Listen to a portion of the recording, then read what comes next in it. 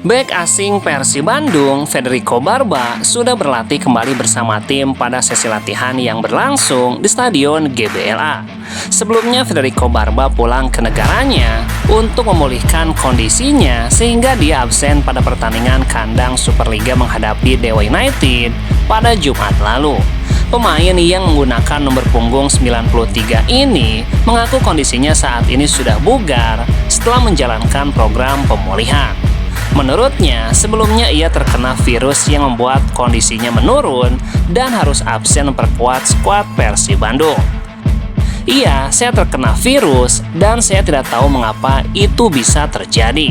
Saya tentu melakukan sesuatu untuk bisa kembali pulih dengan berlatih di gym dan berlari.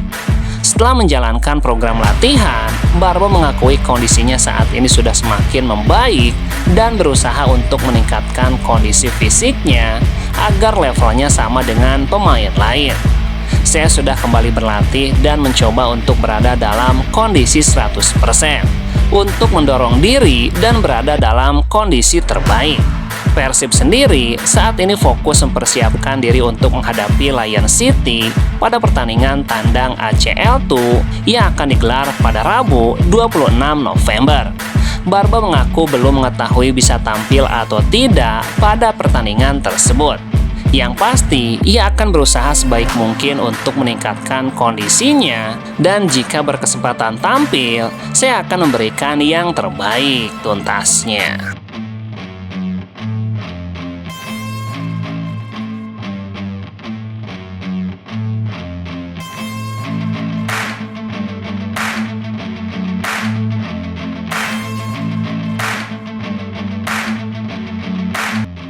Keseriusan Persib Bandung di ajang ACL2 bukan tanpa alasan.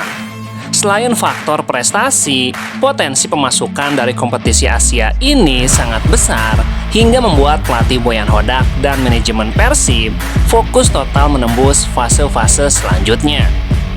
Maung Bandung kini berhasil membawa hadiah fase grup ACL2 sudah hampir 5 miliar rupiah, ungkap pengamat sepak bola Bung Yuke.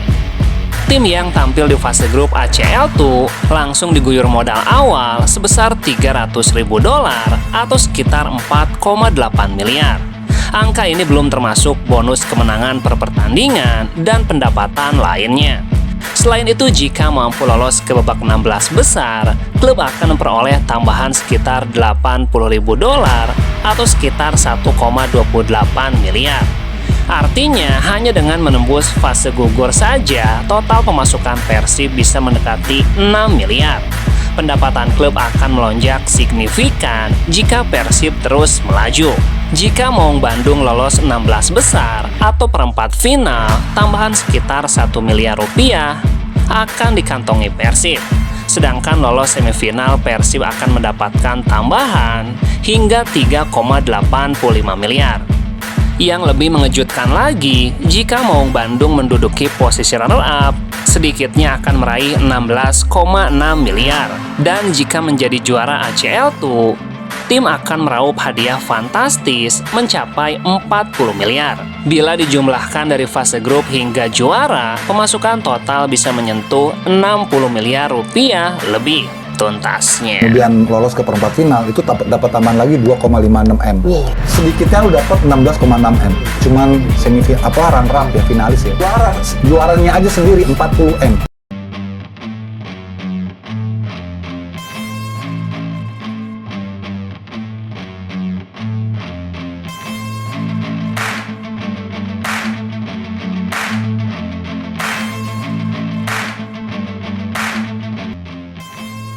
Spekulasi mengenai masa depan pemain diaspora Indonesia, Mauro Ziltra, semakin menguat setelah sang pemain memberikan sinyal bahwa ia siap meninggalkan FC Volendam.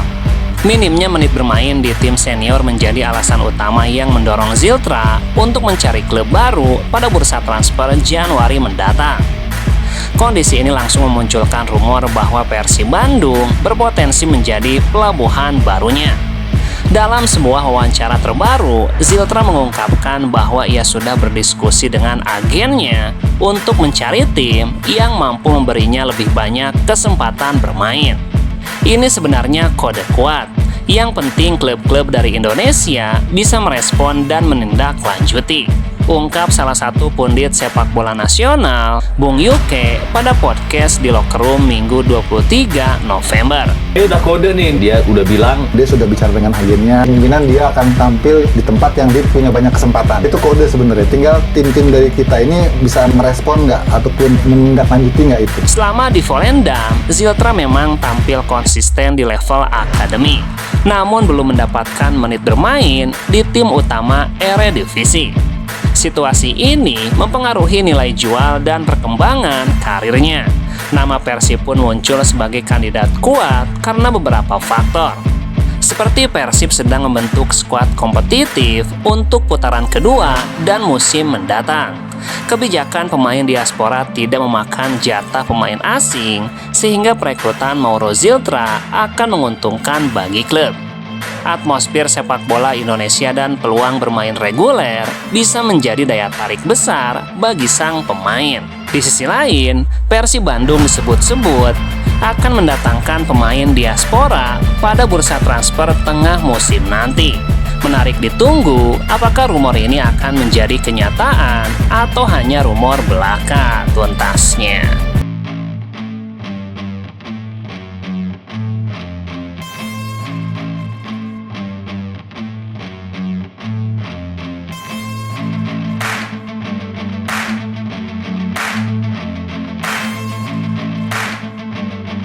Tujuh kemenangan beruntun Persib Bandung bukan semata hasil strategi matang atau kualitas individu para pemain.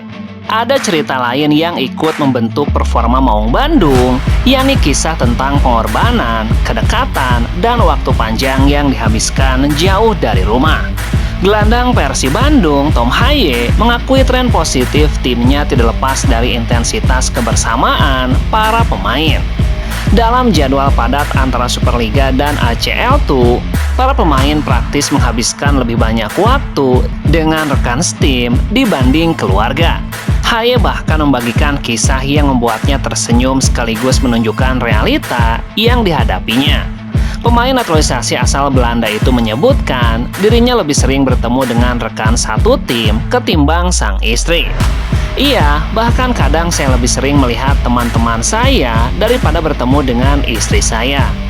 Kalimat itu merangkum padatnya aktivitas Persib belakangan ini, terutama ketika harus menjalani laga tandang dan perjalanan panjang.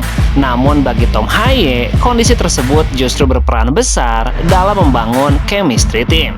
Menurut saya, itu bagus bagi tim. Chemistry kami bagus, dan meskipun kami bermain tandang, atmosfernya tetap baik. Itu sangat membantu. Waktu panjang di perjalanan, sesi latihan intens, hingga berbagai situasi bersama membuat para pemain makin dekat. Kekompakan yang terjalin di luar lapangan, itu kemudian menjelma menjadi kekuatan utama Persib saat bertanding. Tentunya kami juga menunjukkan di lapangan bagaimana kami bekerja bersama, bertarung demi satu sama lain, itu hal yang bagus. Namun Haye tidak menutup mata bahwa jauh dari rumah tetap menjadi tantangan emosional tersendiri. Terkadang memang sulit berada jauh dari rumah, tetapi ini bagian dari pekerjaan tuntasnya.